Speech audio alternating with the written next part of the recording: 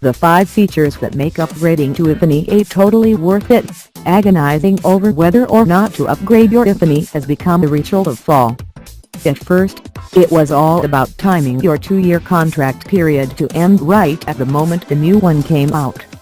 Now that we've generally moved past that in phone plan land, however, it's all about whether or not you think the newest features are worth shelling out for. As a result, scrolling through endless reviews with your autumn-flavored latte in hand is just about as common as apple picking or being caught off guard by the sun setting far too early for you to catch any rays on your way home from work. So let's just cut to the chase. I've spent a whole lot of time with the iPhone 8 over the past few weeks, and I can absolutely, unequivocally say that it's totally worth it to make the switch. My iPhone 6s has treated me well. We've spent a full 2 years together, after all, and while it's definitely on its last legs, the perfect case and screen protector combo found after years of intense trial and regrettable error enabled me to skip last year's upgrade cycle. Full disclosure, I wasn't completely sold by the 7 and hadn't really been able to muster the enthusiasm needed to drag myself to the store to get a device that was eerily similar to the one that I had spent hours candy crushing on as I waited in line. But the 8, however. The 8 is worth that waiting and that line. Don't just take my evidence-free word for it, though. Below, I've pulled together the 5 features that truly swayed me after getting the iPhone 8 into my hands, and, bonus, I promise you won't encounter any of that overly technical review speak that tends to hijack even the most helpful of guides. The price? First, some real talk. Anyone who says that they're totally okay with throwing down hundreds of dollars for something they don't actually love is probably lying. Second, with a starting price of $699, the iPhone 8 definitely still costs a lot, but it doesn't cross into that over 8,000 what am I doing territory.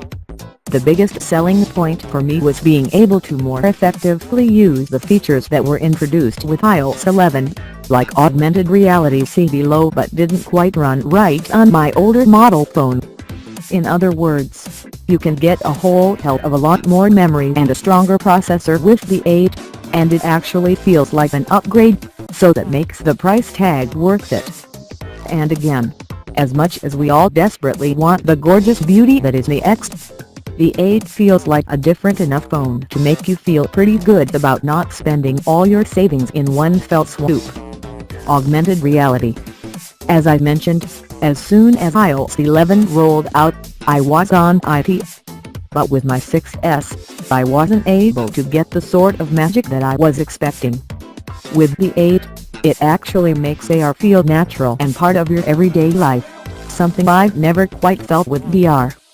From games to home design to the most incredible photo and video editing that makes you feel like you're living in the future, the iPhone 8 has the processor that makes it feel like something that truly could be the future technology at long last.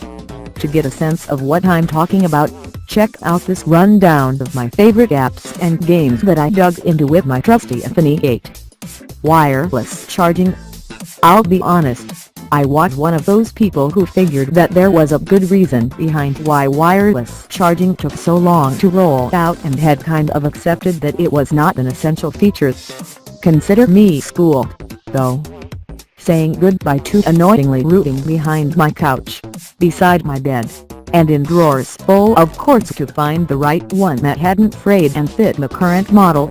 That has been one of the most cathartic things about the whole experience. Being able to calmly place my phone on a delightfully space-age disk to bring it back to life has made me a much calmer person on a daily basis, and means that I'm not always fighting with my boyfriend for custody of the one lightning cable in our living room.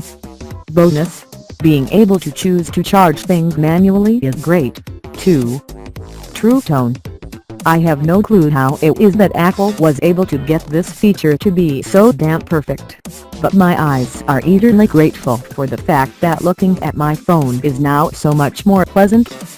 true tone at first is somewhat disorienting. It looks totally different than what you're used to, and you keep wanting to change it back. But it means that I'm finally looking at a retina screen with the level of brightness that it's supposed to have and not just guessing based on some Yahoo Answers response I read like 4 years ago. Reading has never been so pleasant on a mobile device. Full stop. The camera. As someone who has always had relatively jittery hands, it's always been a bit of a challenge to get the perfect shot on the first try. As a result, I'm constantly having to go back and delete the 249 other versions of the photo that are slightly blurry before I'm able to isolate the perfect photo. No longer. The image stabilization definitely comes in handy, especially when I'm on the run or want to take video, and let's be honest, every iPhone camera is successively better. The colors are brighter, the light is handled better, and frankly, I'm using a whole hell of a lot less memory. This is the one point on which I knew I'd be sold. I always am. But it was still a pleasant surprise that I was as impressed with this latest camera upgrade as I was.